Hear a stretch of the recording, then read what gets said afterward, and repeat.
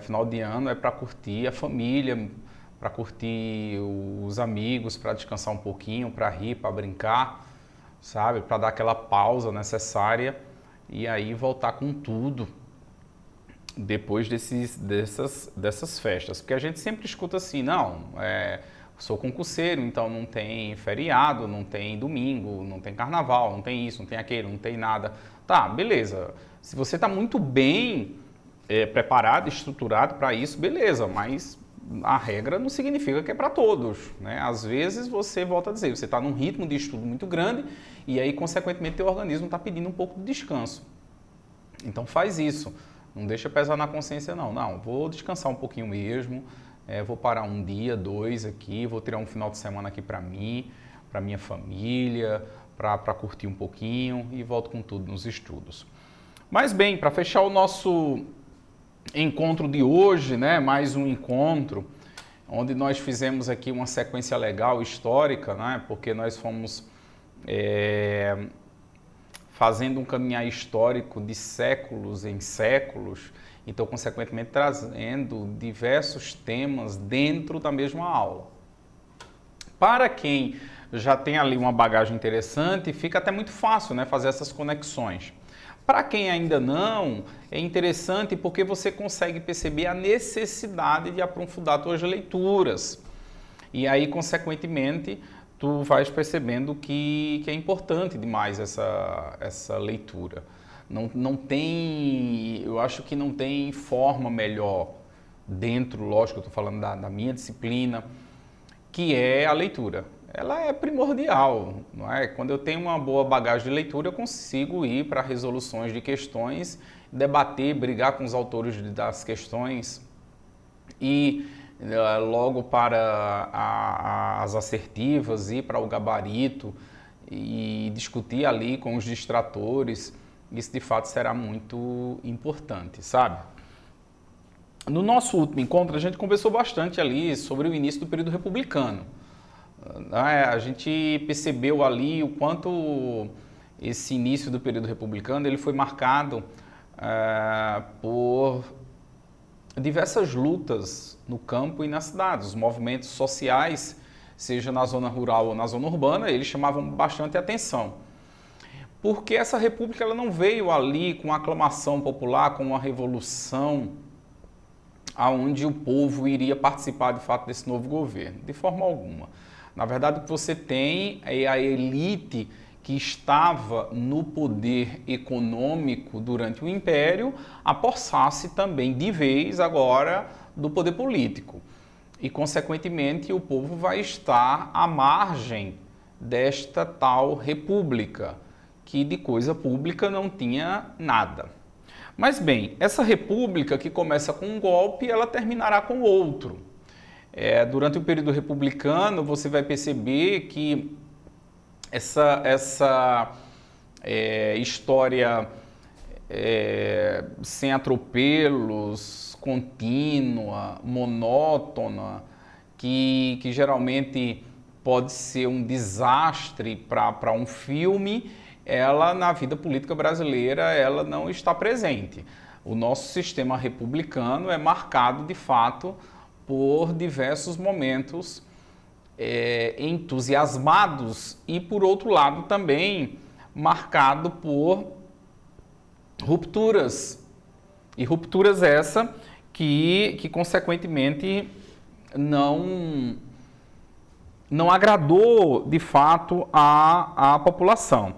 Então, consequentemente, meus queridos, é interessante ter uma análise desse período republicano, analisando cada governo, fazendo ali as suas ligações e, consequentemente, observando as consequências que diversas atitudes vão se deslocar para o Brasil no cenário internacional. Veja, ao passar, por exemplo, a primeira fase republicana, a primeira república, também denominada ali por alguns autores de República Velha, nós vamos ter a chamada Era Vargas. Porque o Getúlio Dornelles Vargas, governador do Rio Grande do Sul, sai candidato, perde as eleições mas, no entanto, tendo uma base de apoio oligárquica e militar, com o movimento tenentista, ele vai lá, consegue dar um golpe e torna-se presidente da República. É interessante lembrar essa questão do apoio oligárquico, porque muitas vezes a era Vargas é vista como uma ruptura total das oligarquias que mandaram, que controlaram a Primeira República. E, na verdade, não é assim que ocorre. Mas, sem sombra de dúvidas, a chegada de Getúlio vai dar um novo direcionamento político ao país. Há, sem sombra de dúvidas, um leque maior de personagens que surgem na política brasileira já com ideias além do campo. E aí o Getúlio assume, enquanto presidente da República, Getúlio assume com um chamado governo provisório. Um governo provisório porque, lógico, você tem aí esse governo, esse presidente que não foi eleito, não sendo eleito automaticamente, ele estaria assumindo ali, sendo a grande liderança da revolução, como vai ser chamado, esse movimento de 30, e assume provisoriamente o governo. Bom, para muitos que apoiaram essa derrubada do presidente Washington Luiz, para muitos que apoiaram o bloqueio e o golpe da posse de Júlio Prestes, viam ali com muita esperança a chegada de Getúlio ao poder. Getúlio não chega ao poder sendo aclamado de fato ali pelo povo em geral, como eu já disse, mas ele chega ali através de uma elite que está descontente com esse pacto oligárquico. Agora, ao chegar ao governo, ele vai falando ali em nome do povo, dos trabalhadores, e esse discurso vai agradando, sem sombra de dúvidas. E ele vai criando um leque de apoio cada vez maior. Agora, volto a dizer, havia aquela ideia que fosse um governo provisório. Mas, no entanto, desde os primeiros atos de Getúlio, vai ficando claro que parecia que Getúlio ia ter cada vez mais uma atitude centralizadora e, para muitos, até ditatorial. Porque vamos lembrar que não foi apenas a derrubada de Washington Luiz, mas foi o fechamento do Congresso Nacional, das Assembleias Estaduais, e isso desagrada a muitos. Quem mais vai ficar descontente com essas atitudes autoritárias de Getúlio é o Estado de São Paulo, porque o presidente deposto é paulista, o Washington Luiz, o presidente que venceu as eleições e não tomou posse também era um paulista, o Júlio Prestes, e Getúlio tomou uma atitude centralizadora que vai desagradar mais ainda São Paulo, que será a retirada dos governadores e no lugar deles vai ser colocado interventores, na sua maioria tenentes, que apoiaram o golpe. E isso desagrada mais ainda São Paulo, porque São Paulo passa a estar sendo governado por um tenente que não era paulista também, e isso tudo deixa São Paulo numa situação muito delicada. Bom, passado 2 anos desse governo provisório, estoura em São Paulo a Revolução Constitucionalista de 1932. A Revolução Constitucionalista de 32, ela vai ser marcada ali por uma forte oposição ao governo dito por São Paulo ditatorial de Vargas. Então nós vamos ter ali um embate, quase que uma guerra civil, marcando ali São Paulo contra o governo federal. Bom, São Paulo não vai conseguir força suficiente para derrubar o governo de Getúlio, até porque Getúlio conta com o apoio das Forças Armadas e conta com o apoio também de outros estados. Há estados que mandam ali apoio para as tropas legalistas de Getúlio. E a Revolução Constitucionalista ela chega ao fim, mas, no entanto, ela também marca já uma mudança de posição de Getúlio. Porque aí vamos lembrar que neste inteirinho ali de embates em torno de uma nova Constituição para o Brasil, de uma nova Assembleia Constituinte, nesse momento também o Getúlio vem com um novo Código Eleitoral, o Getúlio vem com a ideia, assim, com a proposta de criar uma Assembleia Constituinte. Mas a coisa vai sendo muito demorada, tanto que você vai ter essas eleições apenas em 33, tá? Você terá ali essas eleições em 33 e você vai ter os trabalhos finalizados dessa Assembleia Constituinte em 34. Chegando ao fim o governo provisório de Vargas. O Brasil ganhava uma nova Constituição em 34 e, consequentemente, também você tinha o Getúlio agora sendo eleito. Tá? É outro ponto aí também bastante interessante.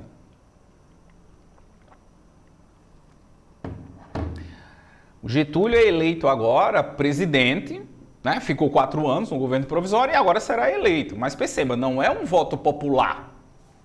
O Vargas será eleito através da própria Assembleia Constituinte.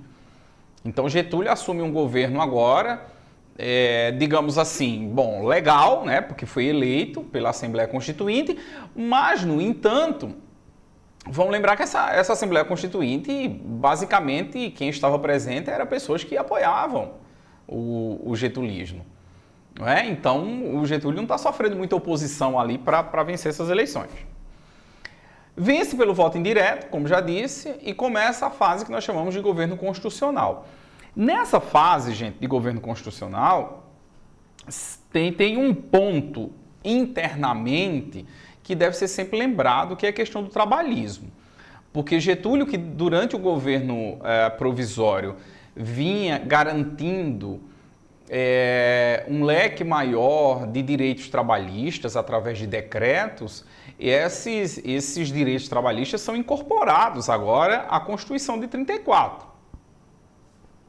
Não podemos ver esses direitos trabalhistas instituídos no governo de Getúlio como simplesmente uma benesse do governo.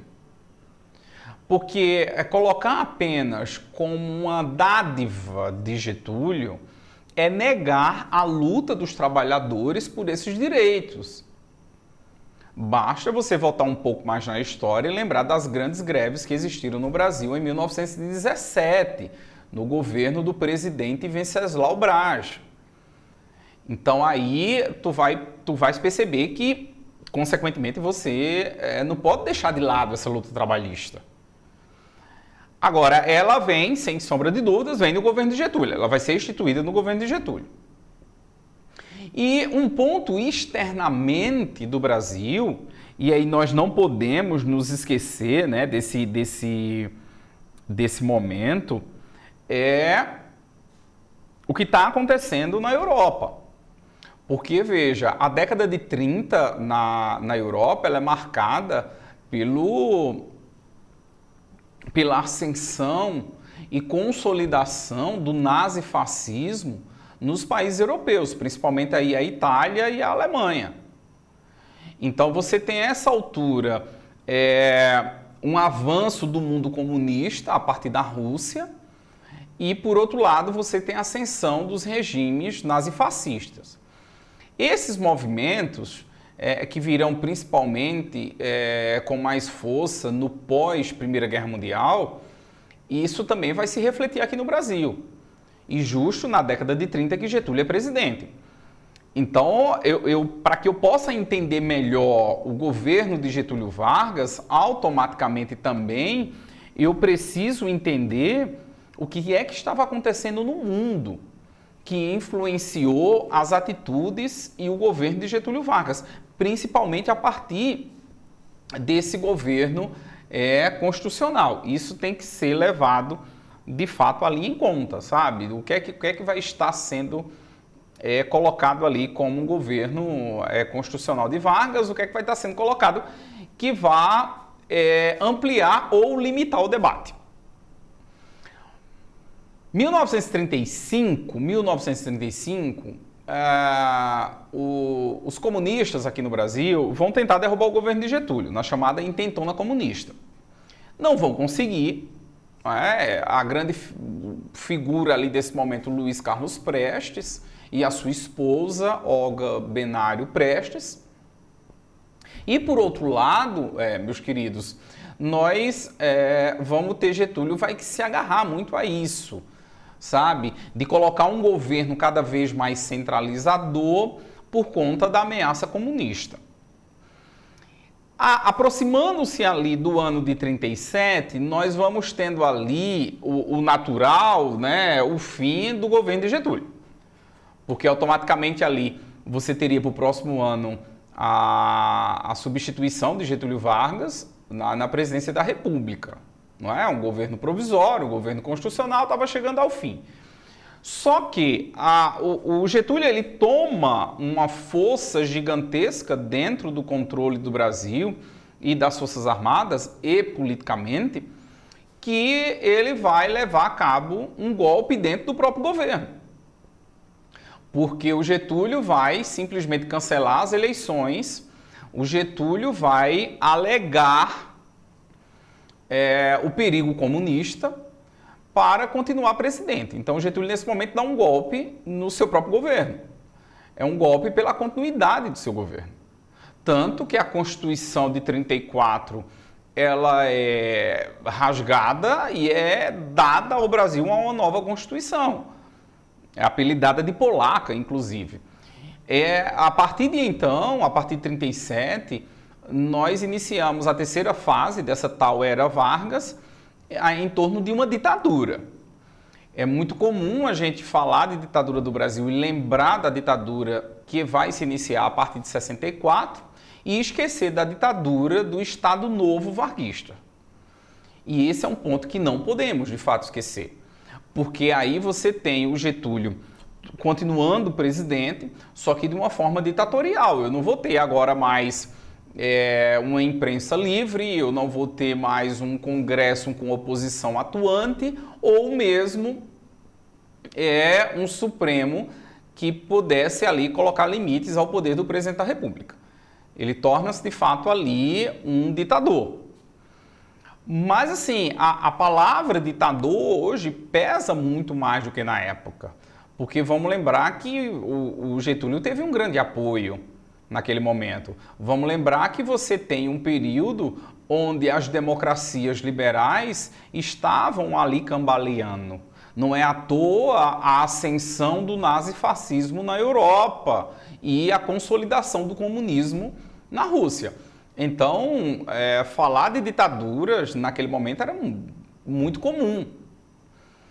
Alguns achavam que esse processo democrático seria muito mais uma bagunça. Precisava-se de um governo forte naquele momento. Como qualquer ditadura, vai ser marcado por censura. Vai ser marcado ali pela perseguição aos opositores. E o Getúlio ali com grande apoio trabalhista, até porque ganha até o apelido de pai dos pobres, e consequentemente ali vai governando o Brasil com mão de ferro. E volto a dizer, com muito apoio. Agora, mais uma vez, acontecimentos externos vão influenciar na política brasileira. Se a década de 30 ela é marcada, gente, pela ascensão do nazifascismo e, consequentemente, também o comunismo na Europa, por outro lado, você tem agora, na década finalzinho da década de 30 e início da década de 40, a Segunda Guerra Mundial. E a Segunda Guerra Mundial vai deixar o Brasil em uma situação de fato muito complicada, porque se você observa o Brasil durante a Segunda Guerra, o Brasil está sendo governado próximo aos ditames do nazifascismo, né? Ditaduras. Mas, no entanto, o Brasil vai ser forçado a entrar na guerra do lado das democracias. Eu digo forçado porque os Estados Unidos fizeram uma pressão enorme em cima do Brasil. E o Getúlio ali vai, sabe, adiar até o máximo a sua posição. Se entra ou não no conflito, de que lado de fato estaria, porque vamos lembrar que o Brasil mantinha relações ali com o Estado nazista. E aí, consequentemente, a pressão leva o Brasil a entrar no conflito, mandando 25 mil soldados para a guerra, ao lado das democracias. Então perceba que é de uma incoerência cristalina a participação do Brasil na Segunda Guerra Mundial. Porque vivíamos em uma ditadura, mas no entanto os nossos soldados foram dar a vida por democracia e por liberdade. Então nós vamos chegando ao ano ali de 44 já, até porque a essa altura vislumbrava-se já no horizonte a vitória das democracias liberais, dos Estados Unidos, da França, da Inglaterra e, consequentemente, do Brasil, porque estávamos desse lado, e as pressões em torno do governo aumentam. Cada vez mais a sociedade ela vai se movimentando, já que para muitos é um período que está demorando muito essa questão da ditadura. E o resultado disso é que o Getúlio, muito experiente, ele vai observando no horizonte, sabe? Que parece que era chegado o momento de abrir esse processo político. Tanto que ele vai convocar eleições gerais, ele vai abrir o Brasil para que a gente tivesse a volta dos partidos políticos e, consequentemente, ali ele vai dando mostras de que iria deixar o governo e que teria eleições. Agora, é uma figura que não dava para confiar, não é? Porque nós também, no ano de 37, estaríamos ali perto do fim do governo de Getúlio e, por outro lado, também estaríamos ali próximos à renovação na presidência da República. E isso não aconteceu. Não é? O Getúlio ali, já com eleições na rua, o Getúlio vai lá e dá o golpe. Então, em 45, também havia esse medo, esse receio. Bom, nesse momento você tem a fundação de partidos políticos, mas eu acho que 3 ali que vão nos chamar mais atenção. O PSD, que lança o Marechal Eurico Gaspar Dutra. Você tem a UDN, de oposição ao governo de Getúlio, que lança o Brigadeiro Eduardo Gomes. E você tem o PTB. O PTB, digamos assim, seria o Partido Varguista. E aí, consequentemente, eu digo, digamos assim, o Partido Varguista, porque não era um partido apenas de Vargas, mas ele era o grande nome do partido. Ele era a grande figura do partido. E, consequentemente, ali havia esse receio de que Getúlio não deixasse o poder. É aí que o Dutra, que participou do governo de Getúlio, o Góes Monteiro, que participou do governo de Getúlio, forçasse a renúncia à saída de Getúlio. Na verdade, para alguns autores, de fato, Getúlio vai ser retirado do poder, porque vai ser dado um ultimato ali que ele teria que deixar o governo. E Getúlio vai deixar a presidência da República.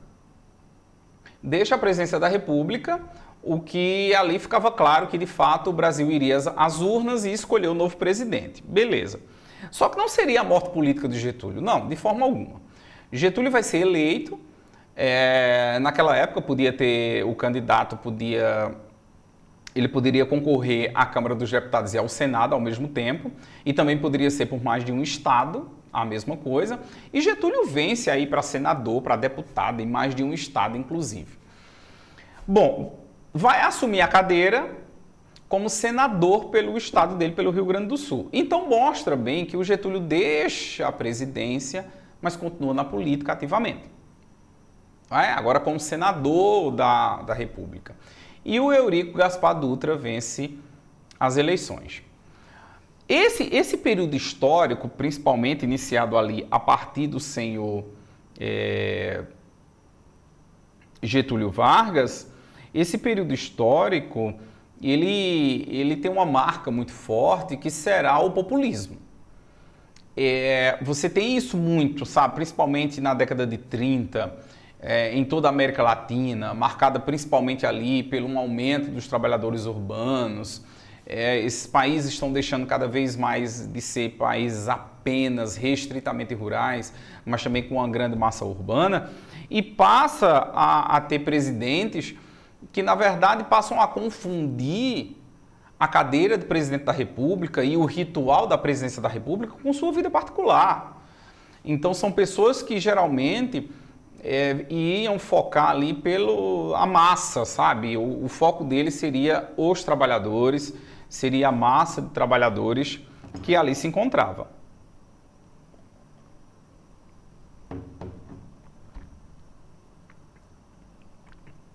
Sempre falando em nome do povo, dos descamisados, sabe? E muitas vezes até passando por cima da representação popular, por exemplo, como o Congresso Nacional. Ou fazendo discursos até contrários. Então essa marca populista ela ficou muito forte a partir de Getúlio Vargas, porque assim foi o governo de Getúlio, e a partir de então você vai ter uma sequência de presidentes que será também conduzida desta mesma forma. Governo de Dutra. Olha, o governo de Dutra, primeiro ponto, vamos lembrar que é um governo pós-Segunda Guerra Mundial. E aí você deve lembrar bem que pós-Segunda Guerra Mundial, o mundo vai estar marcado pelo que é chamado de Guerra Fria, sabe? Aquela disputa política, ideológica, econômica e até militar entre os Estados Unidos, liderando o mundo capitalista, e a União das Repúblicas Socialistas Soviéticas, a Rússia, liderando o mundo comunista, ou o mundo socialista, né? E essa guerra, até por não ter um embate direto entre norte-americanos e russos, nós vamos chamá-la de Guerra Fria, mas não é algo que ficou restrito a estes dois países. O mundo literalmente torna-se bipolar. Você só tinha dois polos nesse momento, Estados Unidos, né, União Soviética. E o Brasil sempre esteve muito alinhado aos Estados Unidos. Não foi diferente, então o governo Dutra vai estar alinhado aos Estados Unidos, vai romper relações com a Rússia, vai caçar o Partido Comunista. Os deputados que foram eleitos pelo Partido Comunista serão também caçados, entende? Então o Dutra externamente vai ser marcado por isso. E internamente é um governo, digamos assim, que teve uma certa tranquilidade. E não que o Brasil avançasse. Não é? Nós vamos ganhar uma nova Constituição no governo de Dutra, né? A Constituição de 46. O Dutra abre o Brasil ao capital internacional, principalmente norte-americano, e o Brasil passa a consumir muito produto norte-americano. Nós vamos adotando um estilo de vida, sabe, norte-americano, do grande consumo, do grande consumismo no território brasileiro. E aí, meus queridos, você tem o governo de Dutra, digamos assim, em termos políticos, uma certa tranquilidade, mas em termos econômicos o Brasil vai entrar numa situação muito difícil, porque essa compra de produtos supérfluos norte-americanos fez com que nossas divisas evaporassem. Vale ressaltar que no final do governo de Dutra, ele até tenta, sabe, criar um plano de desenvolvimento chamado de Plano SALT, para investimento ali em algumas áreas específicas, mas que resumiu-se a transporte e a energia. Nós vamos ter no governo de Dutra as primeiras aquisições de navios petroleiros, de refinarias. É no governo de Dutra que nós vamos ter a construção da ligação rodoviária entre Rio e São Paulo, inclusive batizada com o nome do presidente. A criação, a Chesf, sabe, passa ali a já está também em vigor. O Brasil vai sediar a Copa do Mundo de 50, né, que foi terrível ali, perdemos ali aquela final, sabe, que é de esquecer aquela final. Eu estava naquela final ali e foi terrível. E o Brasil ganha também TV, inaugurada a TV Tupi, Então, você tem ali o governo de Dutra marcado por estes avanços, mas poucos, como você percebe. Na verdade, era uma situação ali bastante complicada, porque a gente vai estar vivendo um período de alta da inflação, do custo de vida, foi bastante difícil. E aí o governo de Dutra vai chegando ao fim. Olha que interessante, o governo de Dutra vai chegando ao fim e a gente estaria dentro da normalidade. E qual seria dentro da normalidade? Seria eleger o próximo presidente, né? Eleger o próximo presidente seria de fato ali muito natural. O que não será natural é quem vem como candidato e quem vence as eleições. Adivinha quem? Pois é, Getúlio Vargas. Getúlio vem de novo como candidato e vence as eleições. Aí você pode estar perguntando assim, mas tá, a gente estava dentro da normalidade, foi eleito o presidente, mas vai ser eleito um presidente que você percebe que chega ao governo já com uma carga ali muito forte de oposição e de disputas dentro desse governo. Não era algo novo. A gente está falando de Getúlio que ficou 15 anos no poder e que a última fase do seu governo da era Vargas foi uma ditadura.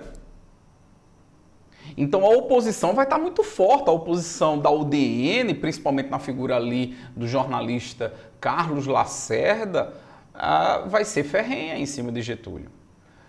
O estilo de Getúlio governar também precisou adaptar-se aos novos tempos. Não é mais uma ditadura, então o Congresso está aberto com a oposição, você tem o Supremo funcionando para colocar ali um certo limite no poder do presidente, tem uma Constituição. Então, consequentemente ali, o Getúlio vai se adaptando a esses novos tempos. Mas o estilo de Getúlio governar vai ser, em alguns pontos, muito parecido. Ele vai vir com a sua política nacionalista, com dirigismo estatal. Agora, lógico, já conversando mais agora com capital internacional, sabe? Se aproximando cada vez mais dos trabalhadores, e aí por isso que o trabalhismo sempre presente no governo de Getúlio.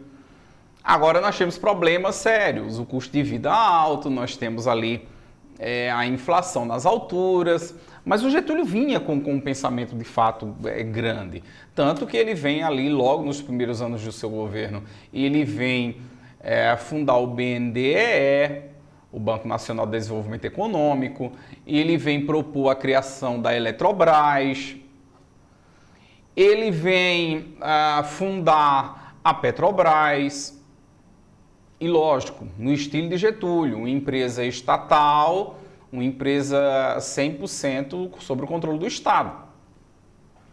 Mas isso aí eu estou falando do ano de 53, né? A Petrobras fundada ali em 53. Mas também é um ano marcado por manifestações de rua, por greves, porque o custo de vida estava enorme. E aí o Getúlio ele tomou uma atitude, gente, que de fato vai agradar a muitos e desagradar a muitos. Porque ele vem dar 100% de aumento no salário mínimo. Ora, para os trabalhadores, para a massa de sustentação eleitoral do governo de Getúlio, foi fantástico, 100% de aumento de salário mínimo.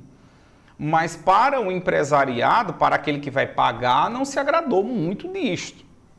Sem contar que, independente de a favor ou contra o governo de Getúlio, muitos economistas colocavam ali a inviabilidade desse aumento de 100% do salário mínimo. Colocava ali esta inviabilidade, sabe? E aí, consequentemente, meus queridos, nós vamos tendo um fator ali muito interessante, que será de aumento de desgaste desse governo. Então você vai chegando no final do ano de 53 já com uma grande turbulência no Brasil. é o empresariado que não está gostando do governo de Getúlio Vargas, é a população mais pobre que vem lhe dando cada vez um apoio maior, isso aí vem esticando a corda entre patrão e empregado, uma grande oposição da UDN, sabe? Também vem sendo ali outro ponto. E, consequentemente, meus queridos, nós vamos tendo a chegada do ano de 54. E o ano de 54, ele também começa e vai sendo do mesmo jeito. É aberto, inclusive, uma comissão parlamentar de inquérito para investigar denúncias de corrupção no governo. Então, tu percebe que estava ali um tumulto o governo. A coisa vai piorar de forma muito rápida, porque ali em agosto de 54 nós vamos ter o Carlos Lacerda, que era o grande oposição ao governo de Getúlio, sofrendo um atentado. Ele sofre um atentado, ele está chegando em casa e sofre um atentado a tiros.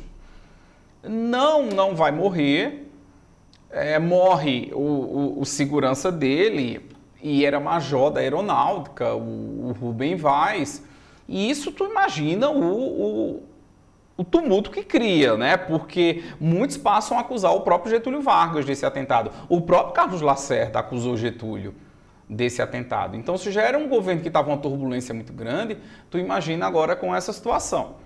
Um atentado a um grande líder da oposição e, ao mesmo tempo, a morte de um major da aeronáutica. Bom, o tumulto está feito. Chegamos a agosto de 54, com o Brasil um barril de pólvoras. Você tem uma grande massa de empresariados pedindo a renúncia de Getúlio, você tem a oposição ferrenha ali em cima do governo de Getúlio Vargas, dentro do Congresso, e por outro lado também você tem as Forças Armadas que agora começam a dar as costas a Getúlio. Então Getúlio vai perdendo o apoio de todos os lados. E esse apoio leva o Getúlio a ter que convocar ali uma reunião naquele dia 23 de agosto, reunião essa que passa para o dia 24, porque vira madrugada, essa reunião, e o Getúlio, eu acho que naquele momento ele percebe que já não tinha condições mais de governar. Mas também a renúncia não estava presente no seu vocabulário. Tanto que ele coloca isso muito claro. Não renuncio. Do Palácio do Catete só sairei morto. Lembre-se que a capital, Rio de Janeiro, a sede do governo é o Palácio do Catete.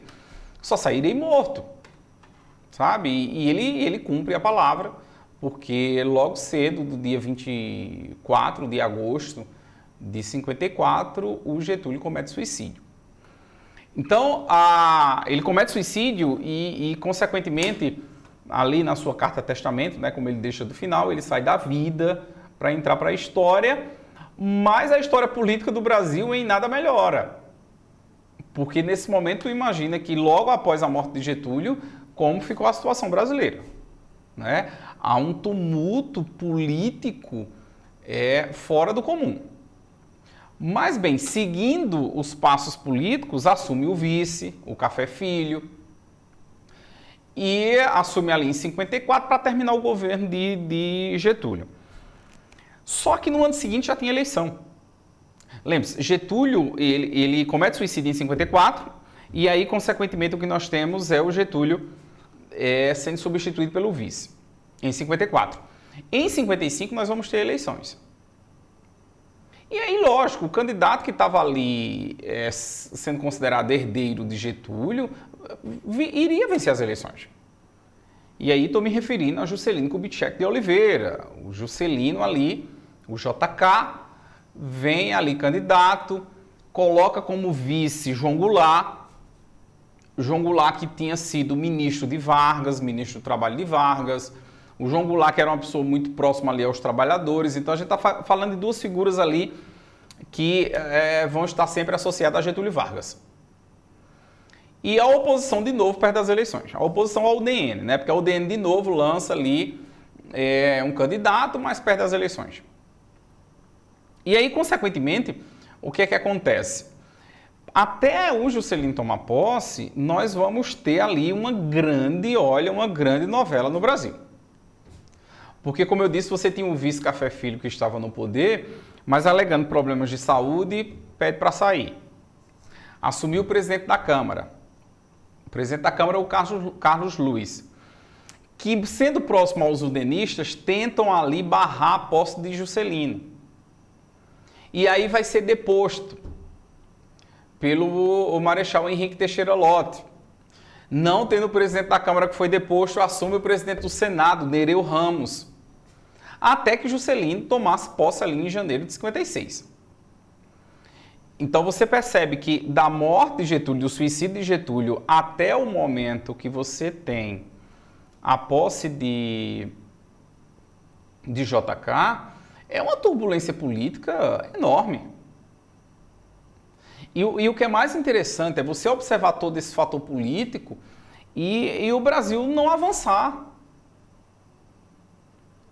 Há presidentes ao longo há presidentes e políticos que só sabem fazer isso, política simplesmente no sentido só de debate, e que não chega na ponta para a melhoria da população. Então, se você pega ali, entre a morte de Getúlio e até o início do governo de JK, é como se o Brasil, de fato, tivesse parado. A discussão era só política, política, política. Quando o Juscelino toma posse, aí você consegue sentir que é como se o Brasil começasse a voltar para os trilhos, para essa máquina continuar a caminhar, mesmo que de forma lenta. Juscelino, desde a campanha, já vinha pregando que iria fazer o Brasil crescer 50 anos em 5. Esse vai ser o grande lema dele. E esse crescimento de 50 anos em 5 seria com metas em diversas áreas, o que vai ser chamado aí de plano de metas.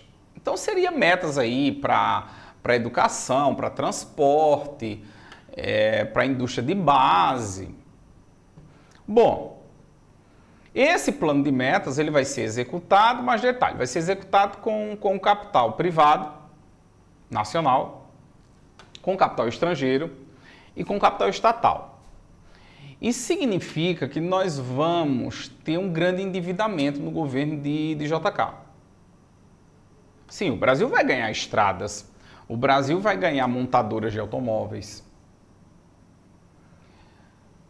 Dentro dessas metas todas, tinha uma meta principal que era a construção de uma nova capital, porque o Juscelino, em campanha, já prometia que ia fazer uma nova capital. E, consequentemente, nós vamos sentir, sabe, quem viveu naquele momento ali o Brasil, sentia um certo desenvolvimento. O Brasil ganhava estradas, o Brasil ganhava carros, o Brasil ganhava uma nova capital. O Brasil ganhava um novo estilo musical, a bossa nova. O Brasil ganhava a primeira Copa do Mundo de futebol ali em 58 na Suécia. O Brasil tinha ali Maria Esté Bueno como a número 1 no tênis no mundo. O Brasil tinha uma boa participação ali na Olimpíada de Melbourne, na Austrália. Então, consequentemente ali, você vai percebendo, meus queridos, que para a classe média e alta sentia um Brasil de fato que estava avançando. Para a população mais simples, não creio que todos sentissem isso. Talvez um número maior de empregos. Mas, por exemplo, aqui para o norte, para o norte eu estou falando divisão da época, porque nós só tínhamos norte e sul, mas especificamente aqui o nordeste, a gente vai passar por um período de seca tremenda. Então é um período que, quando você vai analisar, por exemplo, o fator social, é um período de grande migração do nordeste para o sudeste, principalmente o Rio e São Paulo. Sabe, quantas famílias não vão deixando aqui os seus lugares para não morrer de fome e vai tentar a vida em Rio e São Paulo, nos famosos paus de arara. Não é? Então,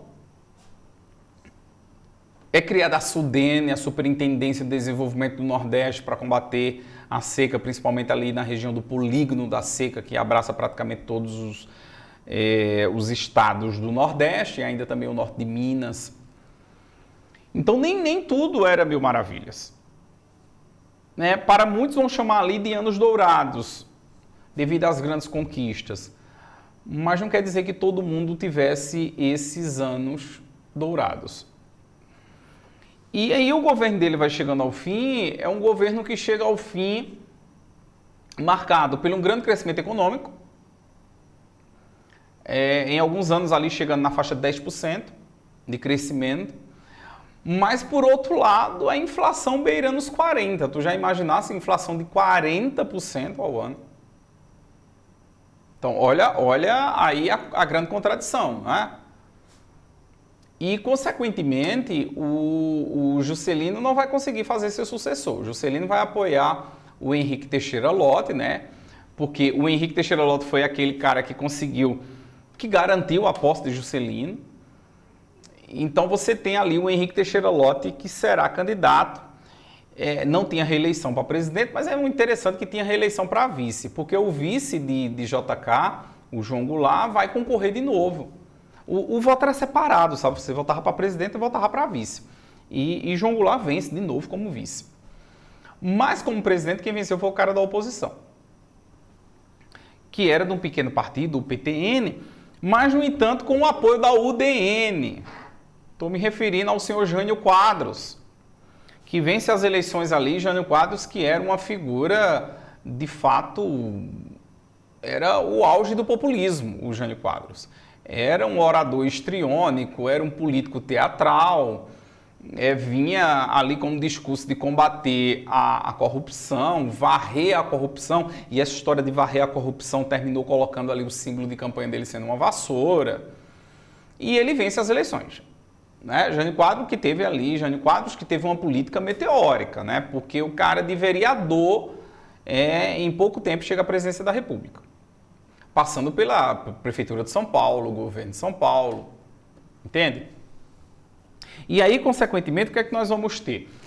Esse governo do Jânio Quadros sendo marcado ainda fortemente pela questão do mundo bipolar, da Guerra Fria, e o Jânio Quadros ali optou por uma política externa independente. Então seria uma política externa de não alinhamento, sabe? Não seria um alinhamento incondicional aos Estados Unidos, mas não quer dizer também que quisesse levar o Brasil ao comunismo.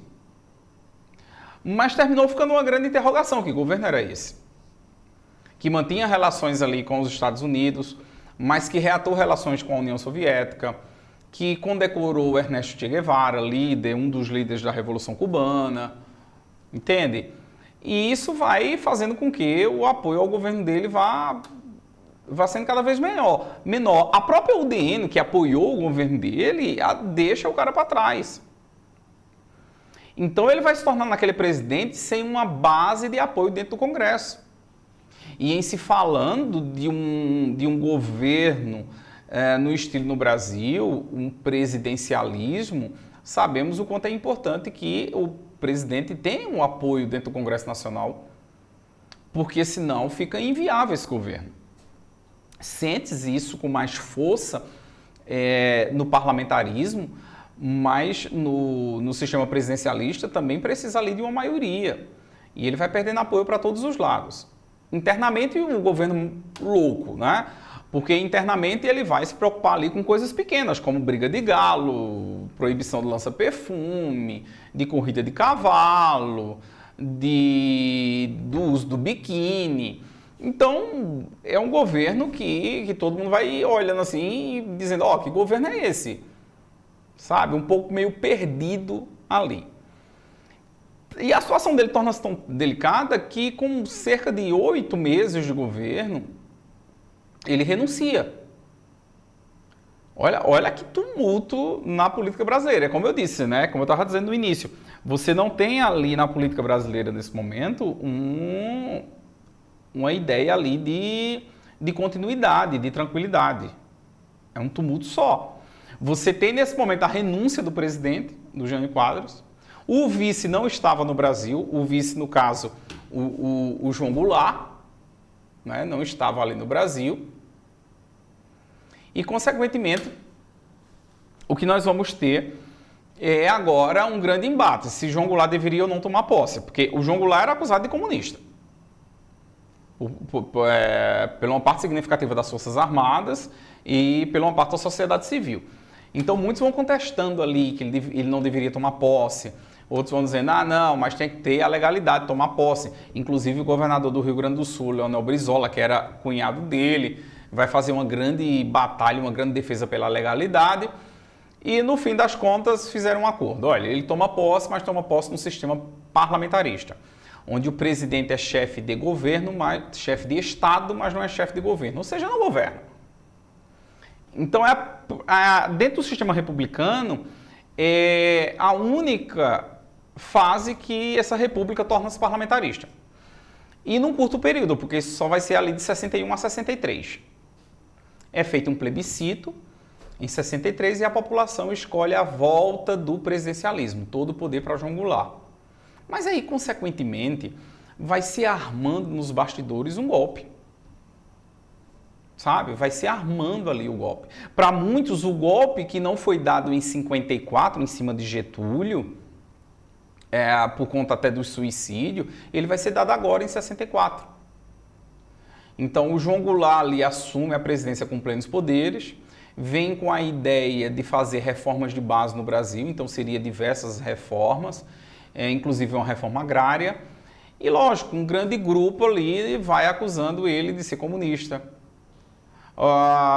Os Estados Unidos não vão vendo com bons olhos e vão apoiando os golpistas. E o resultado disso? 1º de abril de 64, mais um golpe no Brasil. 1º de abril de 64, o presidente eleito democraticamente será retirado do poder à força. E o Brasil entra em uma ditadura militar de 21 anos. Bom, meus queridos, esse nosso encontro foi para a gente conversar um pouco mais desse período republicano e como a gente conseguiu fazer uma abordagem aqui de vários presidentes, né? Indo aqui para a era Vargas, Dutra, de novo Vargas, o Juscelino, o Jânio Quadros e agora o João Goulart. Você deve observar separadamente cada um desses governos, mas você deve estar sempre atento às ligações, né, aos conectores, as causas e as consequências para que a gente chegasse até esse momento.